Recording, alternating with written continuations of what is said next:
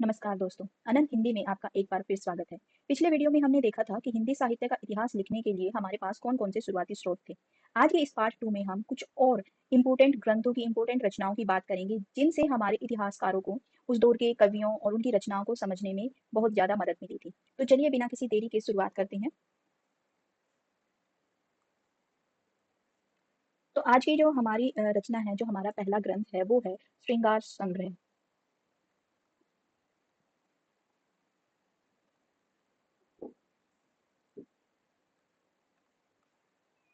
जो श्रृंगार संग्रह है, इसके जो रचनाकार हैं, वो कौन है? वो है सरदार कवि।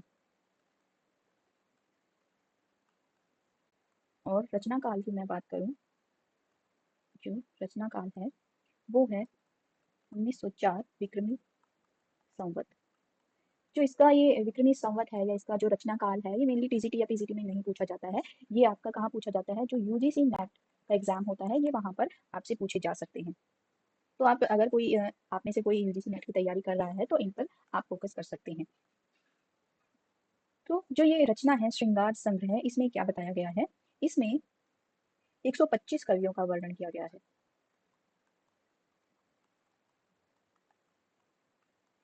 जो ये 125 कवि थे, ये रीतिकाल के बताए जाते हैं। जो 125 कवि हैं, ये कौन से काल से संबंधित थे? ये रीतिकाल से संबंधित थे।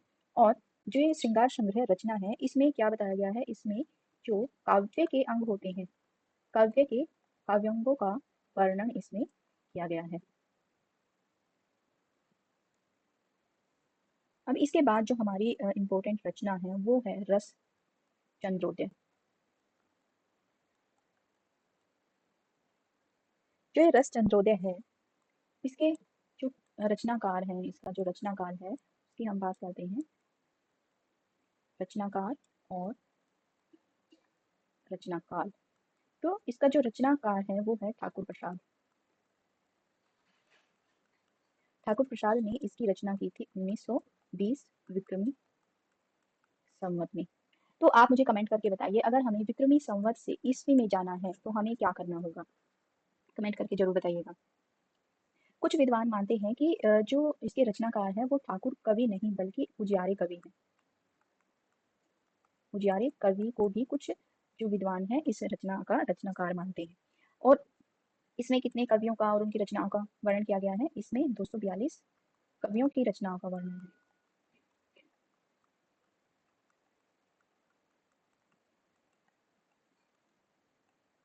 और जो ये 242 कवि है, ये जो कवि है ये बुंदेलखंड के बताए जाते हैं।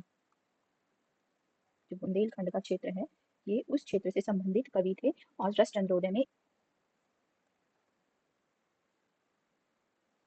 जो शिव सिंह सेंगर थे, उन्होंने अपने ग्रंथ में इस रचना से कई कवियों के उदाहरण लिए हैं और उनके समय का अनुमान लगाने के लिए यहाँ से उन्होंने कंटेंट लिया है, यहाँ से उन्होंने संदर्भ लिए हैं। तो हमारी नेक्स्ट जो रचना है, जो नेक्स्ट ग्रंथ है, वो है दिग्विजय भूषण। दिग्विजय भूखंड, कहीं कहीं पर इसे भूखंड कहा गया है और कहीं कहीं इसे भूषण कहा गया है।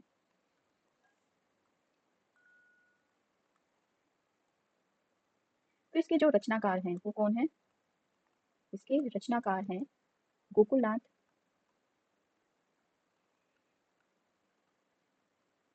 गोकुलनाथ और गोकुलनाथ गोपीनाथ। ये एक ही इंसान है और इन्हीं को गोकुल प्रसाद भी कहा जाता है।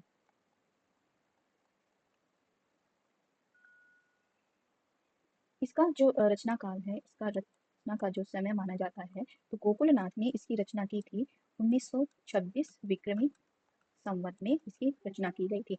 और इस रचना में 192 कवियों की रचनाओं का वर्णन मिलता है।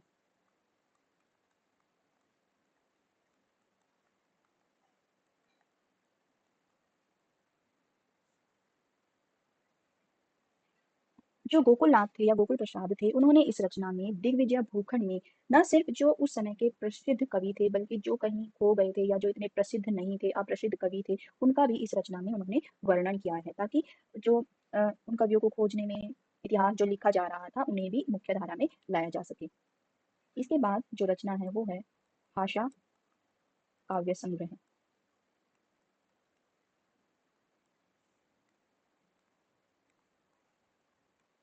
भाषा काव्य संग्रह के जो रचनाकार हैं वो है पंडित महेश दत्त शुक्ल।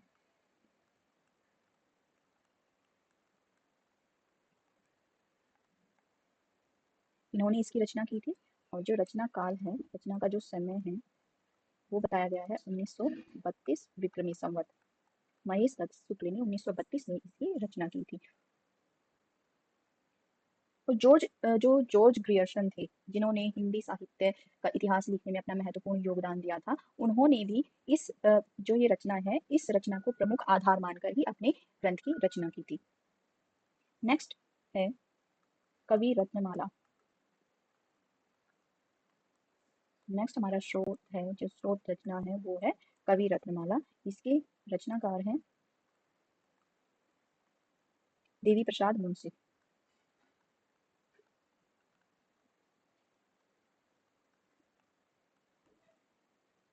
इन्होंने इसकी रचना की थी और जो रचना का समय है इसका वो है 1968 विक्रमी संवत। इसमें इस रचना में राजस्थान के 108 कवियों का वर्णन है, कवियों की रचनाओं का वर्णन मिलता है।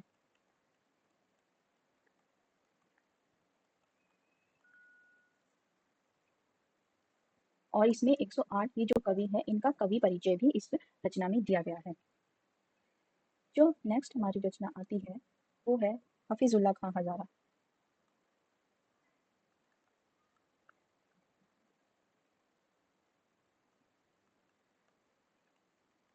ये भी एक रचना का नाम है, इसको भी आधार मानकर हमारे इतिहास ग्रंथों की रचना की गई है।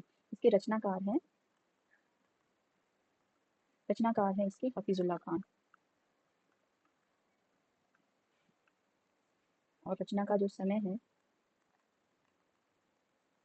वो है 1972 विक्रमी संवत। और इस रचना में, क्योंकि रचना का जो नाम है उसमें हजारा आया हुआ है, तो इसका मतलब है कि इसमें 1000 कवियों कवियों के कवित यानी उनकी कविताएं और सवैयों का वर्णन किया गया है।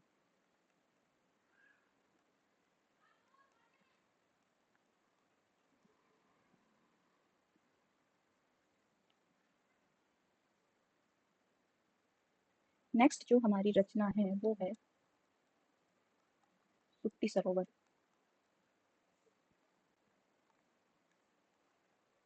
जो सुक्ति सरोवर है इसके जो रचनाकार हैं वो है लाला भगवान दीन।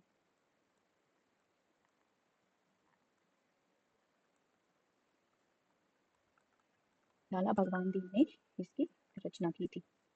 और जो इसका समय है, रचना काल है इसका, वो है 1979 विक्रमी संवत। इस रचना में क्या बताया गया है, जो इस रचना में ब्रज भाषा की स्तुतियां इसमें दी गई हैं।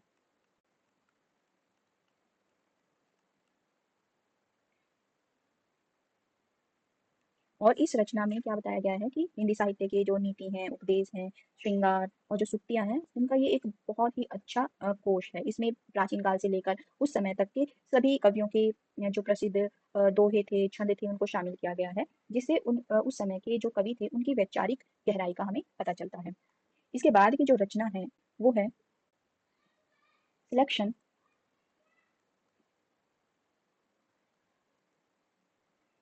Selection from Hindi literature.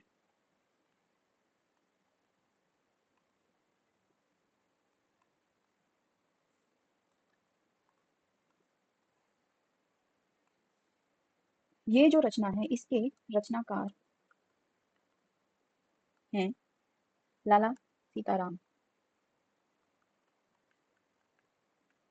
लाला सीताराम भूप, इन्होंने इसकी रचना की थी। और कब की थी, इसका जो रचना काल है वो एग्जैक्टली नहीं पता है, लेकिन 78 से 1978 से 1984 विक्रमी संवत के बीच में इसका रचना काल माना गया है। और इसमें क्या बताया गया है, इसमें कवियों की कविताओं के साथ उनकी आलोचना भी मिलती है। कवियों की आलोचना भी इसमें की गई है।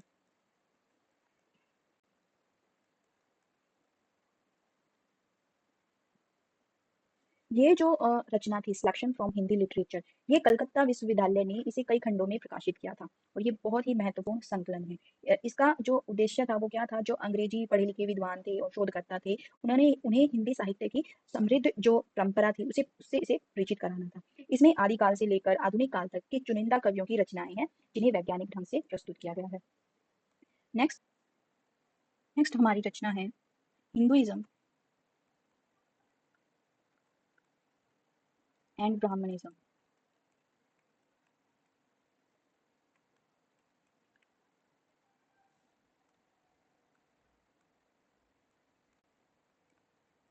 हिंदुइज्म एंड ब्राह्मणिज्म, इसके रचनाकार कौन है? रचनाकार हैं इसके सर मोनियर विलियम्स।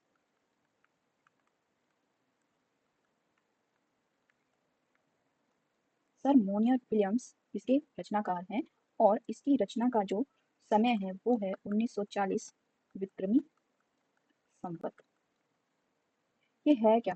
जो हिंदुइज्म एंड ब्राह्मणिज्म है, ये कोई हिंदी साहित्य का इतिहास ग्रंथ नहीं है, बल्कि जो ये भारतीय धर्म था, दर्शन था या संस्कृति थी, उस पर लिखा गया एक ये ग्रंथ है। लेकिन जो हिंदी साहित्य था, विशेषकर भक्तिकालीन साहित्य, उसको समझने के लिए ये बहुत ही इंपॉर्टेंट साबित हुआ था। कैसे साबित हुआ कि जो जॉर्ज ग्रियर्सन थे, जो वेस्टर्न हिस्टोरियन थे, पाश्चात्य इतिहासकार थे, उन्होंने जब हिंदी भक्ति काव्य का मूल्यांकन किया था तो उन्होंने इस ग्रंथ के साहित्य जो सांस्कृतिक संदर्भ थे उनका सहारा लिया और ये सिद्ध करने का प्रयास किया कि जो भक्ति आंदोलन था उसका भारतीय समाज पर क्या प्रभाव पड़ा था। तो ये क्या है? ये इसमें हिंदू धर्म के सिद्धांतों का इसमें वर्णन किया गया है।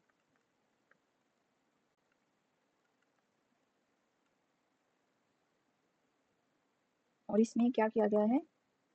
जो हिंदू धर्म था, धर्म से संबंधित जो कवि थे, यानी जिन्होंने हिंदू धर्म को अपना आधार मानकर कविताएं लिखी थी, उनका इसमें वर्णन हमें देखने को मिलता है। तो ये थे हमारे हिंदी साहित्य का इतिहास लिखने के लिए जो स्रोत इंपॉर्टेंट थे वो सभी। अगर ये संग्रह, ये ग्रंथ या ये रचनाएं नहीं होती तो जो आचार्य रामचंद्र शुक्ल थे, डॉक्टर राम कुमार वर्मा थे या हजारी प्रसाद द्विवेदी थे, ये इतिहासकार हजारों कवियों की रचनाओं को ना ढूंढ पाते और ना ही उनका काल निर्धारण कर पाते। तो इन ग्रंथों ने बिखरे हुए साहित्य को एक जगह समेटने का काम किया था। तो आप कमेंट करके जरूर बताइएगा कि इनमें से आपकी जो फेवरेट रचना है वो कौन सी है और आप किसे गहराई से समझना चाहते हैं। तो ये था हमारा हिंदी साहित्य इतिहास के स्रोत। तो आज की वीडियो में बस इतना ही, मिलते हैं नेक्स्ट वीडियो में। क्लास आपको कैसी लगी कमेंट करके जरूर बताइएगा, अच्छी लगी तो लाइक करिए और अपने दोस्तों के साथ शेयर जरूर करिएगा। अगर हमारे चैनल पर नए हैं तो हमारे चैनल को सब्सक्राइब जरूर करिएगा। तो मिलते हैं नेक्स्ट वीडियो में। Thank you for watching.